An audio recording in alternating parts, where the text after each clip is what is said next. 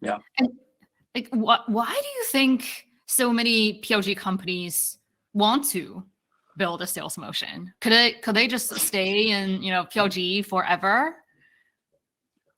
I mean, I have this thing that I like to, I think I shared this with you guys yesterday, but I have this like, like in chemistry or physics, there's like the laws of thermodynamics or like, these like unbreakable laws of physics. I have this thing that I like to say, which is like, what's the first law of SaaS dynamics? And it's like every venture-backed sort of software company it like must become like an enterprise software company, or like, let's say like not if you're like a pure, like not if you're like pure B2C, but like let's say like you sell some kind of BDC oriented like productivity or work related tool. All those companies I think have to evolve into an enterprise company, or else they'll basically become irrelevant.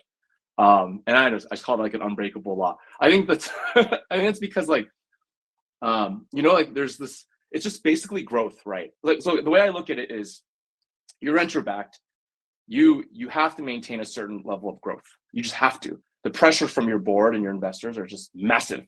So for the founder, they like, I think for the first couple of years, like you look at Airtable, right?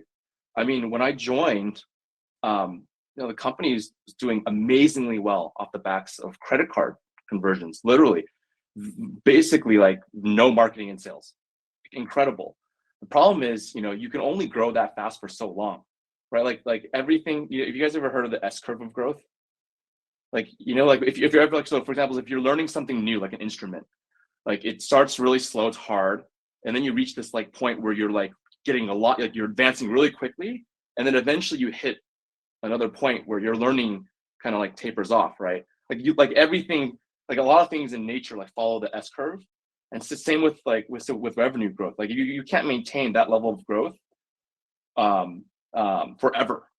And so at some point you're like, okay, well, where are we going to find the dollars? And then naturally, I think for a lot of these PLG companies, they realize like, oh, well, there's a lot of companies that are pretty large, where certain power users in large companies found the product and started showing people, right?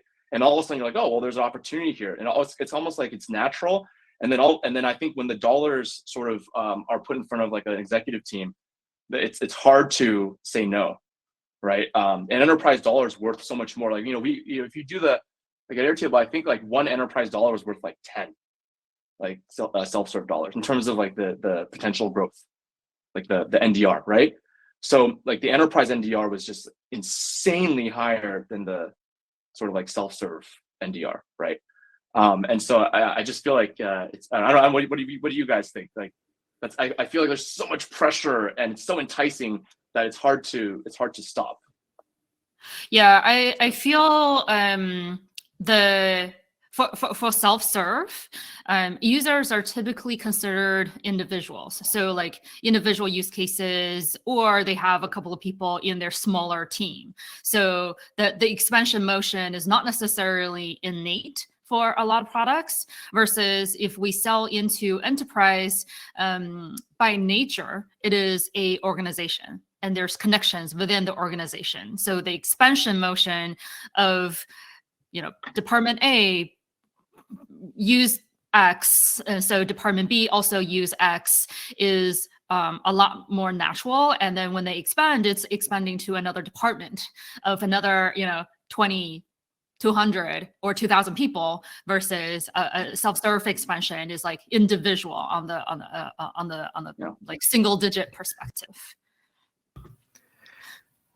So I have, oh, sorry, wanted a random question, because I know a lot of the smaller companies are going after, right, are looking up to Airtable and to be an imitator or want to live up to it.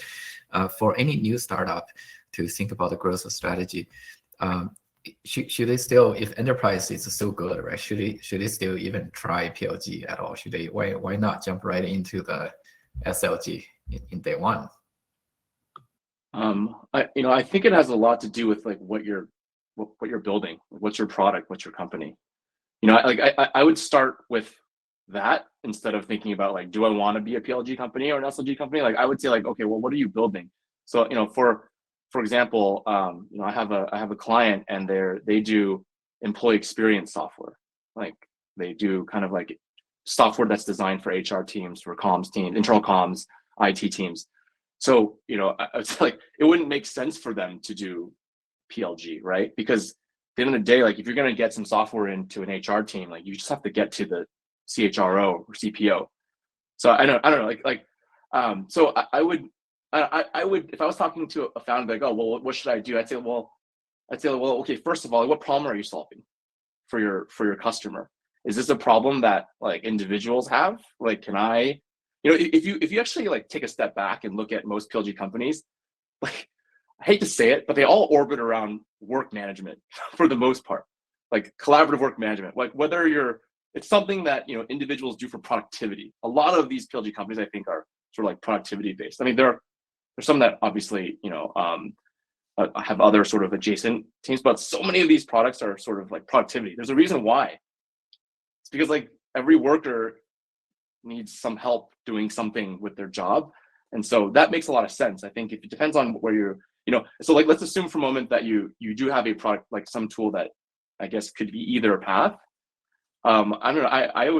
I think the PLG motion is amazing, like to start out with, because I feel like it's just like it's almost like the accepted path now, right? For a lot of, if you're building a product like that, it doesn't really make sense to bring on a salesperson, I think, unless there's something about that tool that you just have to be brought in, right? At a very high level.